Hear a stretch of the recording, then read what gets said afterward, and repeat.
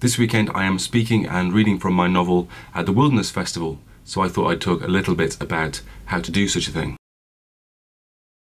First of all, if you've never done it before, reading your writing in public is a very good and positive thing to do. It's incredibly terrifying, of course, but it does help build your confidence. Once you've done it, you really want to do it again, and if things don't go well, then it's an opportunity to kind of get better. And most audiences are perfectly nice. Very rarely have I seen anyone go down so badly that they got booed off stage, or people threw onions or tomatoes or other items of vegetable/fruit at them. But not only does it build confidence, it helps you understand your writing better, the kind of pressure and the tenseness of being on stage. You can see which passages work and which don't. You can see how the audience reacts, and you can perhaps go back and change parts of your work as a result. In a way, it's kind of a test for what you've written, and that can only be a good thing ultimately. You can also spot grammar problems. Writing is all about rhythm, and by reading your work in public you can hear where it goes wrong. You know as you're reading a sentence when you get to a misplaced comma, you can't read it out properly and you feel awful about it. You feel, oh, why did I put that stupid comma in? But it's too late, you're on stage, you have to read it. But it does mean you can go back and change it when you get home. Anyway, that's why you should do it, and this is how you should do it. I've come up with 5 simple tips. It's nice to have a number, isn't it, every now and again. The first tip is don't be a massive idiot. Some people turn up at spoken word nights and they think they are the bee's knees. They think they're the best writer there's ever been, and they go on stage and stand there like they are King Tut of the writing world. And I don't even know if King Tut was particularly arrogant in his own world, but I assume he probably was. Honestly, there's so much to be said for having a little humility, and that goes for writing in all sorts of ways, whether you're on the internet, whether you're just speaking to a person in the flesh, or whether you're performing in front of an audience. Don't make the first thing you say, "Oh, I'm a published author, aren't I brilliant?" or even, "Oh, I'm not a published author, but I really should be because I'm brilliant." Just go on stage, say who you are if you want, read your lovely poem or your fantastic short story, be polite afterwards, and hopefully that will be enough. It should be enough, that's what it's all about. So yes, basically don't be a giant nit. Second, when you're reading, take your time. I've seen so many people read their work and the work is really, really good, but they just rattle through it like they're petrified or something, which they probably are.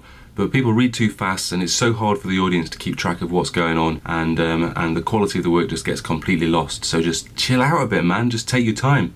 You'll get there in the end. Although I say take your time, number 3 is to keep it short. Poetry can sometimes work if it's a little longer because you can kind of keep track of the rhythm and there's a lot more kind of technical things that you can enjoy as a listener. But prose especially, don't go on and on. Don't read for more than 5 minutes. That's my recommended time. People will not be able to keep track of what's going on. Your short story may be fantastical, but if it's more than 5 minutes long, it just won't work in a kind of public speaking setting. Number 4, try and keep it upbeat if you possibly can. I, for one, have written a book that is fairly dark in places and some sad things happen, and sometimes I read those passages because, you know, they can be quite powerful, and you know, people do like to hear what the novel is about. But if I've got a very short space of time, or if I think the audience is kind of up for a bit of a laugh, you know, if you followed a comedian or something like that, then don't just wade in with a story or a passage that's about something terrible. Find a passage that's got a joke in, something that the audience can latch onto. Everyone loves a sad story. Everyone loves things that are deep and meaningful and powerful, but people also like jokes, they really do. So if it's a passage of your work that's quite uplifting, or has got a gag in it, or is just interesting for some other way than just kind of death and sadness and awful depression, then I say go for the slightly more upbeat one, because you know, people start to think you've got problems, and you haven't got problems, and you know, people need to know that. And finally, this is more of a practical tip, is to mark up your work. One thing I do is mark on that piece of paper with a pen where I need to emphasize specific words, but also where I need to take nice, comfortable pauses. And my system is this: I underline words for emphasis, where I want to say things like this, and where I want to pause for any particular reason, or for a slightly longer amount of time than normal, I will put in a slash, a forward slash actually, no backslashes, forward slashes. You can get kind of nervous and kind of lost in the middle of reading your work. You get distracted quite easily, you're aware that people are looking at you, your mind goes blank. So having those extra marks, those things that tell you what you should be saying and how you should be saying it at important times, is really, really useful. So that's it. They are my tips for how to perform your writing in public. I suggest that you immediately go away and find your local spoken word night or event and put your name down on the list and give it a go. It's well worth it, huge amount of fun, and your writing will definitely improve.